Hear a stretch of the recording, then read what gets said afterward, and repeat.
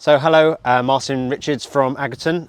We've had a couple of inquiries about how to make your own Bokashi buckets, and we thought we'll give you a little tutorial on how to do this. Now, first things first, obviously as a company we do sell our own made buckets, but actually you can make these buckets very easily. And our friend Josh Sparks up in North Devon did a little video on this in Gardener's World recently, so we thought we'd jump on the bandwagon and show you some ways of doing this. So all I've done is I've bought two buckets here, both 16 litres, very similar to the ones that we actually sell ourselves. And we're going to show you the bucket in bucket system. The key thing with Bokashi is the brand. The brand makes all the difference, you know, in respects to how it works. So if you are thinking about this process, just make sure that you have two good quality buckets and also a good quality brand. Although we will be doing a video later on to show you a bit more about how you can make your own Bokashi brand. Again, Josh was talking about DIY systems. We can give you the recipe, which we'll show you in a later video.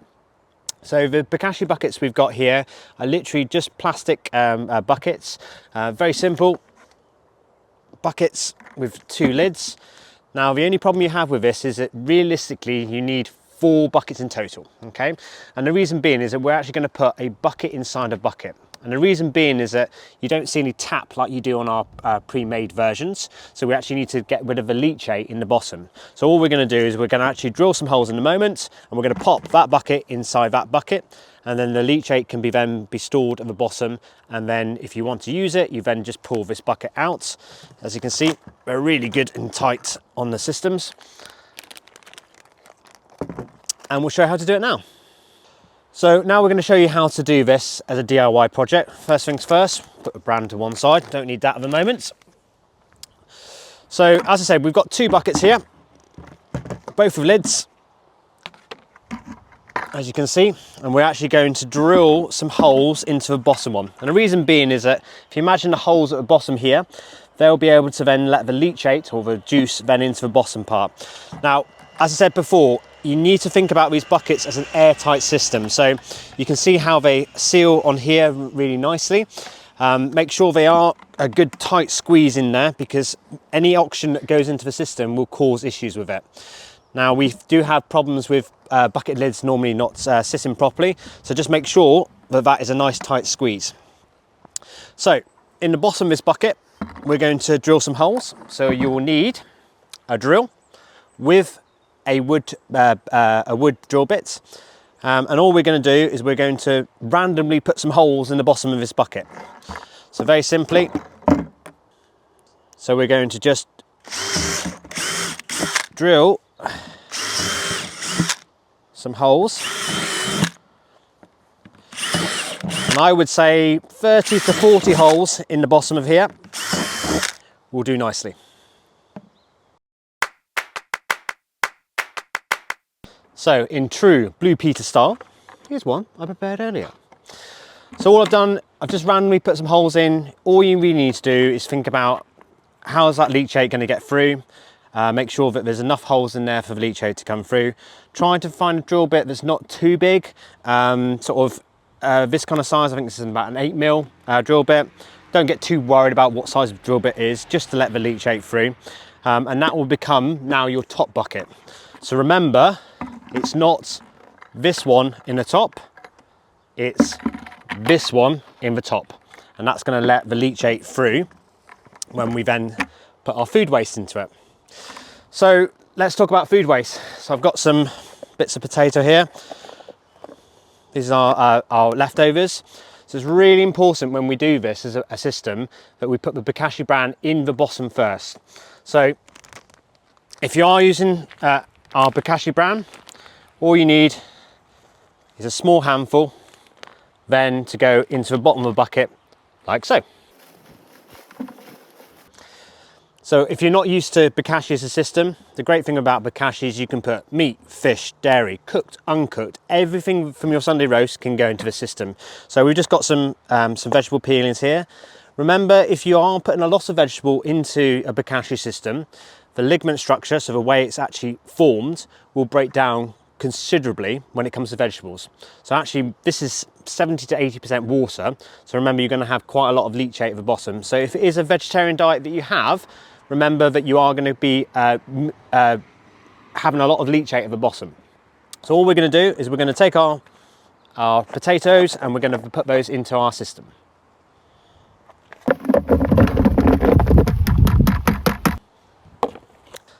So the next part is to think about what we need to do next.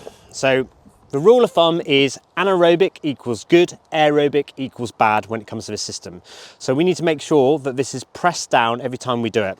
So all I'm going to do is I'm going to put another layer of Bokashi bran on the top, and then from there we're going to then squish it down onto our system. So a small bit of bran.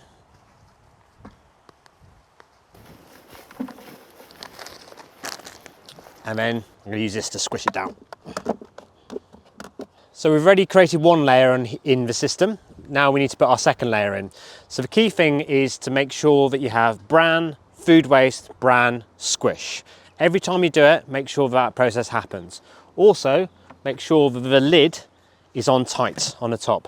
We want as little air going into the system as possible. So with our second layer, we've already put our bran into our first layer, and we're now going to put this onto the top. Add our second layer.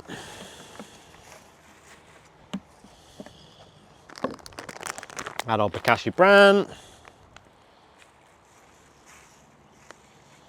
And remember to squish.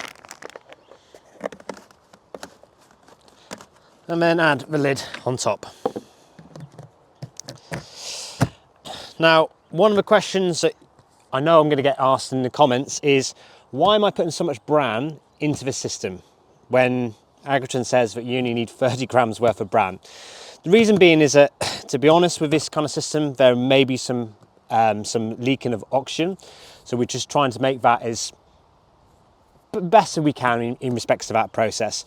So the more bran we can put into here, the less likely we're going to get any smells or any issues with that. So obviously with our bran, it is slightly moist, which means that it can let the microbes be able to process it a lot more efficiently. But actually the key thing with this is to think about it as you go along. So very simply, do the smell test, have a smell of it. If it's smelling a bit off, a bit rancid, just add some more Bokashi bran into it. But if you are doing your own DIY Bokashi bran, you may not get as much microbial activity as you would with something that we produce in the factory. So if you are making your own Bokashi bran, so either using coffee grounds, Bokashi, which will be in our next video, or you're making your own Bokashi bran from wheat bran, just remember that you may need a little bit more in the system. So we've had this in the office for 6 weeks now, and I've left it to ferment for 2 of those weeks. So we filled it up to the top, so 4 weeks, making sure we squished it down, etc. And then we've left it for 2 weeks to ferment. And I just wanted to show you the results and show you what you can do with it afterwards. So if we have a look inside, you will see some amazing mycelium working here.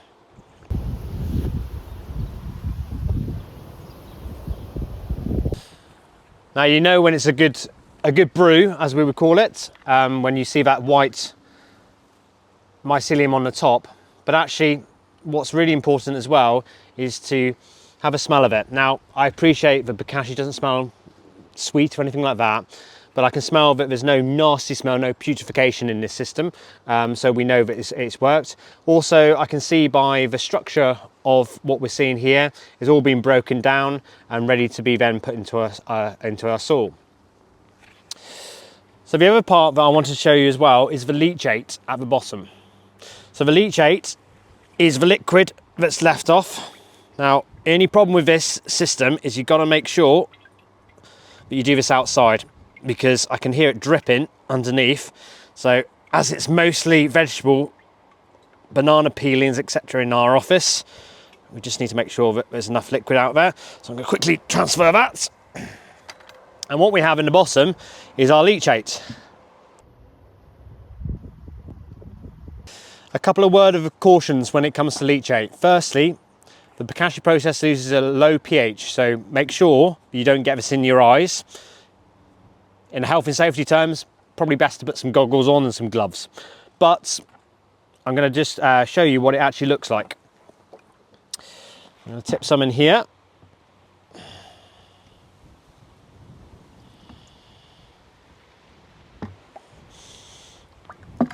So that is our leachate. Now, this leachate is really good as a foliar spray, creating a platform then for helping with soil life, but also to help fight disease on houseplants, but it's super potent. So dilution rate to this is 1 to 100. So I've got myself a little spray bottle on here. So what I'm going to do is fill it up near enough to the top with water, and then I'm just going to add some leachate to the bottom, making sure that you don't get it over you. And that now has become my foliar spray to then use on my plants. I'd also then use it on the soil as well, just give it a little spray on your house plants. Now, as you can see with this, we have got a lot of leachate in here. Now, I appreciate that no one's going to use that much on our plants, not even in our place. So if you have no usage for it, it's actually really good as a drain cleaner. So pop it down your drains. If you've got any fat systems in those drains, the microbes will use that as a food source and help to clear it. So that's another great use for it. So one of our other videos, we were talking about biochar, which we have here. This was made by our friend Lossie in one of our other videos. Now, biochar itself has gone through pyrolysis, so it hasn't burnt, it's created a honeycomb system, and for biochar to work, we need to inoculate it. And actually, a really easy way of inoculating it is using the leachate from your Bokashi juice. So all we're going to do is we're going to add some of the biochar into this. We're going to soak it for a couple of hours and then bring it out. And that becomes a really good potting compound as well. Another good thing with biochar, if you are getting a lot of smells from your system, add in a bit of biochar to the system will also help with the smells. So if you're trying to save costs, don't use the Bokashi brand, just use some biochar in the bottom, and that will help with the smell as well. So that's our process done. This is now ready to be put into soil. So we've been through quite a few videos. If you have a look on our YouTube channel, there's some great informative videos on what to do with your food waste afterwards.